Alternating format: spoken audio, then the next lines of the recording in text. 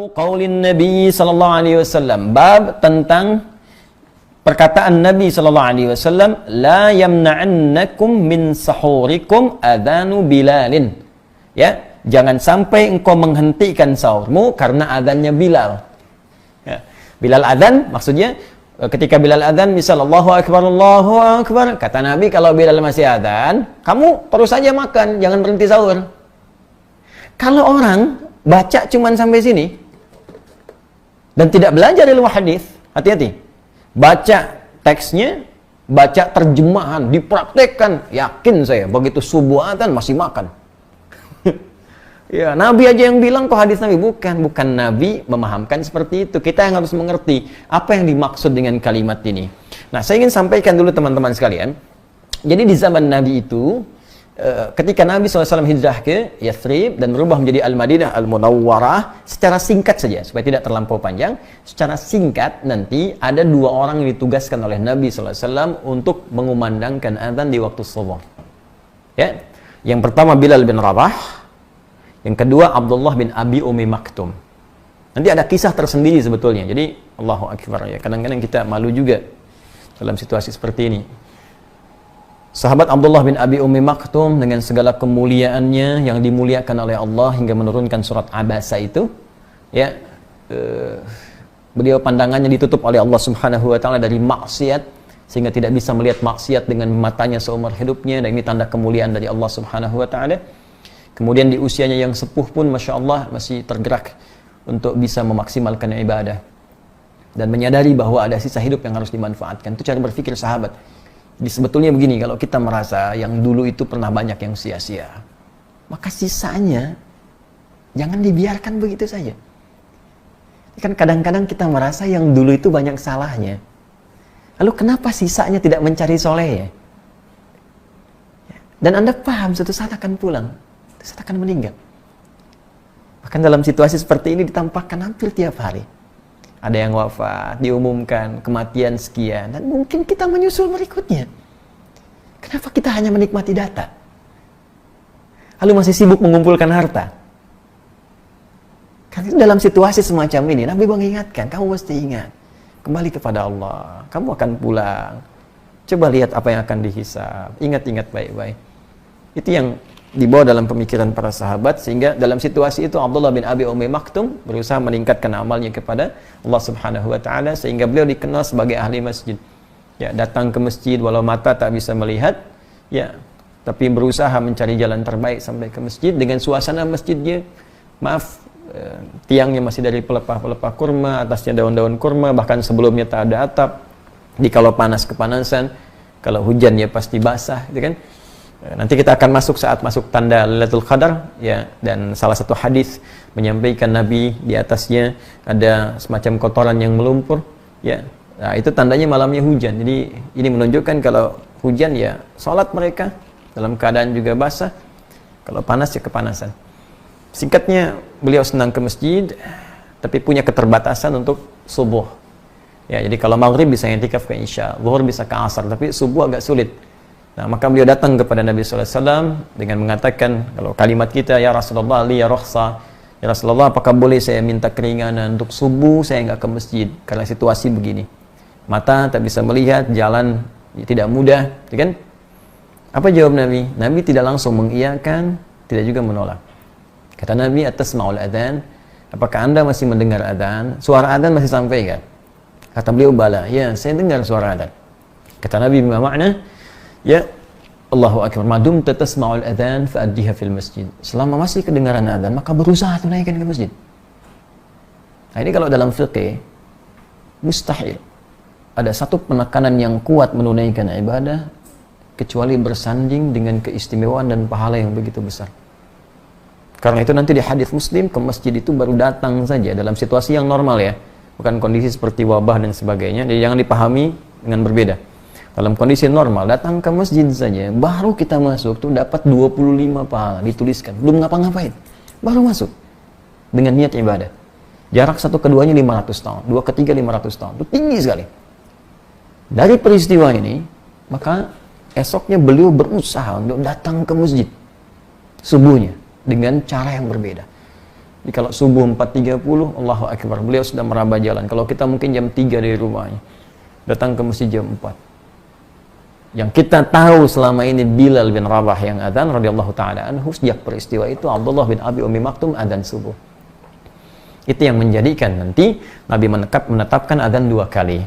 Saat subuh adzan pertamanya itu Bilal. Adzan keduanya Abdullah bin Abi Ummi Maktum. Nah, adzan pertama ini itu dilakukan oleh Bilal sebelum masuk waktu subuh. Di waktu ya tertentu. Kapan waktunya? Mari kita baca. Nanti begitu subuhnya masuk, baru Abdullah bin Abi Ummi Maktum itu adzan. Ya, karena Bilal adzan pertama sebelum masuk waktu subuh, karena itulah Nabi mengatakan kalau Bilal adzan, masih makan kalian, jangan berhenti. Nah, maka kalimatnya bukan imsak. Teruskan makan malah kata Nabi.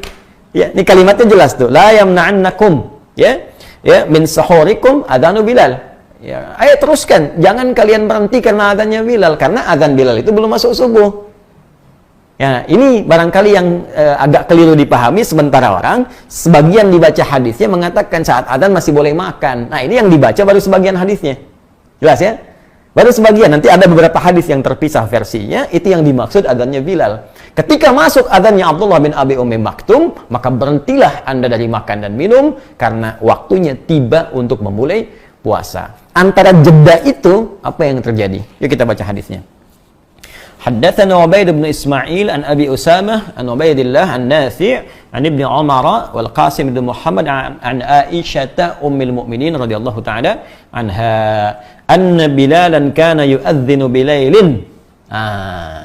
Hadisnya tersambung pada ibunda kita semua, Sayyidah Aisyah ummul mukminin, semoga Allah memuliakan beliau, memuliakan segala keutamaannya, menyayangi beliau dan senantiasa pasti disayangi dengan Nabi sallallahu alaihi wasallam beserta seluruh istri-istri beliau tercinta, ibunda kita semua.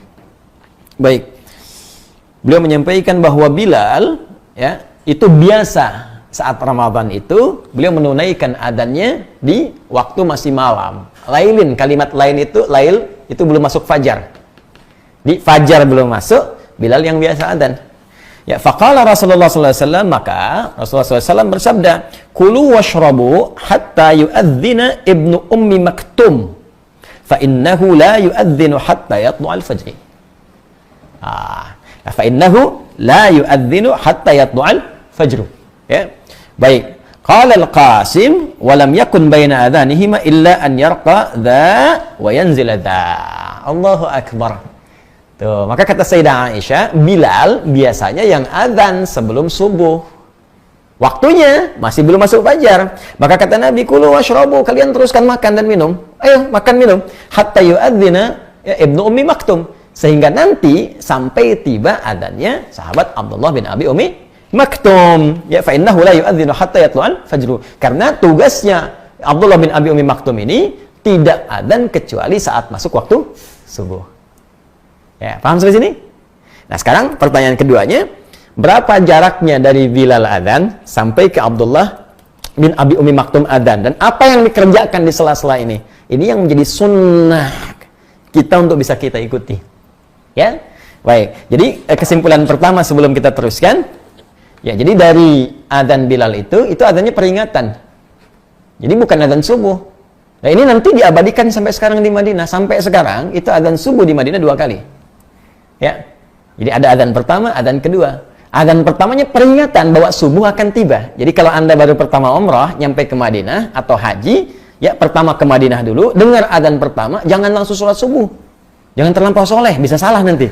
Ya, baik. Jadi itu bukan adzan subuh, itu adzan pertama peringatan untuk menunjukkan sebentar lagi subuh tiba. Cepat bangun, cepat siap-siap. Masjid Nabi beda dengan masjid biasa. Ada 10.000 keutamaan di situ. Sekali sholat 10.000, ya kan? Masjidil Haram 100.000, Masjidil Aqsa 1.000. Jelas? Nah, sekarang jadi kita pahami dulu adzan pertama peringatan. Jadi kalau kita ingin ingatkan boleh, kalau ingin ikut sunnah Nabi bisa. Adzan misalnya Allahu Akbar, tapi sampaikan dulu pada masyarakat. Jangan ujug-ujug adzan sunnah Nabi baru Anda yang belajar, masyarakat belum tahu. Begitu jam 4 sudah adzan di komplek. Allahu Akbar. Di demo Anda ke masjid sama ibu-ibu. Woi, belum. Gitu kan? Nah, jadi mohon maaf, pelajari dulu, sampaikan ke masyarakat. Jadi wasilah itu bisa berbeda. Ya bisa misalnya adzan, kalau tahu itu bisa dengan menginfokan Bapak Ibu sahur, sahur, sahur. Sunnah. Sunnah. Sebentar lagi akan tiba waktu subuh 15 menit lagi, ya kan? 20 menit lagi. Sunnah. Diingatkan boleh. Boleh jadi ada yang tak sadar. Jelas ya? Nah, tapi jangan salah juga, imsak, imsak, belum. Kalau belum tiba, subuh. Nah, antara yang pertama tadi dengan adzan subuh, apa yang dikerjakan? Bab qadri kam baina as-sahuri wa salatil fajri. Ya, bab pembahasan tentang berapa ukuran antara sahur tadi yang adzannya Bilal ke adzan subuh. Ya. Haddatsana Muslim ibnu Ibrahim, haddatsana Hisham, haddatsana Qatadah an Anas an Zaid bin Thabit radhiyallahu taala anhu qala. Hadisnya dari sahabat mulia yang pernah diadopsi oleh Nabi sallallahu alaihi wasallam, ya, dan sangat mencintai Nabi, Nabi pun mencintai beliau, pernah jadi tameng Nabi ketika dilempari saat ke Taif, dan sungguh mulia beliau, ya, sahabat Zaid bin Thabit radhiyallahu taala anhu. Qala, beliau menyampaikan informasi kepada kita, tasahharna ma'an Nabi sallallahu alaihi wasallam. Kami sahur bersama Nabi sallallahu alaihi wasallam. Ini langsung haditsul fi'li. Hadisnya berupa perbuatan. Kalau sudah perbuatan ini sudah selesai. Ya, artinya apa? Artinya ya ini jadi referensi yang sangat kuat. Ya, jadi sahabat yang langsung mengalami bersama Nabi, silsilah sanadnya sampai juga kepada Al-Imam Al-Bukhari dan kualifikasi ketat hadisnya sahih. Thumma qama ila salati qultu. Ya, kemudian sampai kami salat. Sampai kami salat. Jadi dari sahur bersama Nabi terus ya sampai waktu ke subuh, sampai mau salat. Kemudian beliau bertanya, "Kam kana bainal adzan ya was sahur?" Kemudian aku bertanya kepada Zaid bin Thabit. Jadi Anasnya bertanya kepada Zaid bin Thabit, "Kam kana bainal adzani was sahur?" Menurut pengalaman engkau saat engkau sahur bersama Nabi sampai ke adzan itu jaraknya berapa lama? Ya, kata Zaid bin Thabit, qala qadra 50 ayatan, sekitar bacaan 50 ayat Al-Qur'an dibaca dengan tartil. 50 ayat, teman-teman sekalian. Ya, An-Naba lebih sedikit lah, ya kan? Jadi kalau kita baca itu ya kurang lebih 15 menitan lah. Ya, 10-15 menit. Jadi kalau kita mau ambil kesimpulan ke sini, 15 menit sebelum waktu subuh tiba, kita bisa sampaikan ke masyarakat, sebentar lagi subuh tiba, waktu sahur berakhir, Bapak Ibu sekalian, harap segera menyempurnakan sahurnya, isi dengan istighfar dan persiapkan subuh menjelang tiba. Atau kalau mau pakai lebih sunnah lagi, baca Al-Qur'an. Dibaca sampai subuh tiba. Makanya di Allahu Akbar, senang sekali di kampung-kampung daerah-daerah itu banyak sunnah Nabi dipraktekkan. Jadi tidak banyak teori, tidak banyak cakap, tapi sunnah dipraktekkan. Karena ulama kita dulu itu sebelum mengajar sudah punya sanad di hadisnya. Ya, mereka itu menyampaikan nggak kompleks kepada masyarakat, simpel aja. Jadi perintahnya itu lebih berupa perilaku. Ayo sebelum adzan ngaji dulu, ngaji, ya kan? Nanti sebelum itu sampaikan dulu ke masyarakat begini. Itu sebetulnya sunnah. Mereka sudah khatam. Kalau kita lihat sanadnya pun ada. Jadi bukan ngaji kayak kita begini. Ya, mereka sudah hafal tuh. Sudah dibacakan depan syekh, mereka baca, dikasih ijazah. Sanadnya ada semua. Tapi untuk memudahkan ke masyarakat yang awam itu jangan diberikan banyak teori. Diberikan yang paling mudah. Diberi teori pusing mereka. Ya. Nah, jadi ini gambarannya. Jadi pertama, kita sudah mendapatkan informasi bahwa untuk puasa Ramadan itu tidak boleh sembarangan. Tidak bisa Anda hanya sekedar mohon maaf tahan lapar, tahan haus, nanti masuk ke dalam satu hadis Nabi sallallahu alaihi wasallam, "Rabba shaimin laisa lahu min siyamihi ilal ju' wal 'atash." Tidak sedikit orang puasa tidak dapat apapun dari puasanya kecuali hanya rasa lapar dan haus saja. Mesti ada ketentuan yang kita pelajari, mesti ada aturan yang dipahami, ya. Kemudian yang kedua, dalam penunaian ini mesti jelas mengetahui waktunya dari mulai subuh sampai dengan ke maghrib kita puasa. Itu yang disebut secara bahasa dengan saum, siam ataupun imsak. Dan jangan salah paham dengan nama imsak. Imsak yang dimaksudkan dalam kalimat ini secara bahasa itu senafas dengan siam, senafas dengan saum, artinya puasa. Jadi kalau masuk waktu sebelum fajar tiba, itu masih waktunya boleh makan, ya boleh sahur, boleh minum, tapi kalau sudah fajar tiba, itu yang dimaksud dengan imsak. Jadi imsak dalam pengertian ini bukan 5 menit, 10 menit sebelum waktunya adzan tiba, tapi pas saat fajar tiba. Kecuali kalau yang Anda maksudkan imsak dalam pengertian istilah orang Indonesia. Kan? Yang diminta misalnya yang dimaksud siap-siap gitu. Kecuali itu. Tapi kalau kedengaran orang Arab makin bingung lagi nanti. Ya. Karena itu silahkan manfaatkan dan kita saling mengingatkan, dan bagus ya era modern kekinian suasana mengingat ini bahkan disampaikan dalam bentuk yang lebih detail lagi lewat jadwal puasa. Ya, jadwal puasa sudah ada. Ini makin bingung juga nih. Ya, jadwal puasa kita, tapi yang disebarkan itu jadwal imsak. Coba ya. Ya, benar sebetulnya kalimatnya jadwal imsak, jadwal puasa. Cuman masalahnya yang muncul kok jadwal sholat. Coba cek ya. Jadwal imsakiyah, jadwal imsak. Tapi yang keluar jadwal sholat. Harusnya kalau jadwal imsak konteksnya ke sini jadwal puasa. Ya, ini kan makin aneh lagi nih. Imsak maksudnya wah, ini kan siap-siap. Kalau bikin jadwal siap-siap, tapi ketika muncul jadwalnya jadwal sholat, jadwal imsakiyah, jadwal sholat dari subuh sampai ke isya. Terus dalam praktek makin bingung lagi. Tapi kita coba berikan pemahamannya dan tidak perlu saling menyalahkan. Kita belajar untuk menjadi lebih baik. Apa yang kita kerjakan tanpa kita belum tahu dasar pengetahuannya, maka insya Allah dinilai pahalanya oleh Allah, tetap mendapat pahala karena keimanan kita.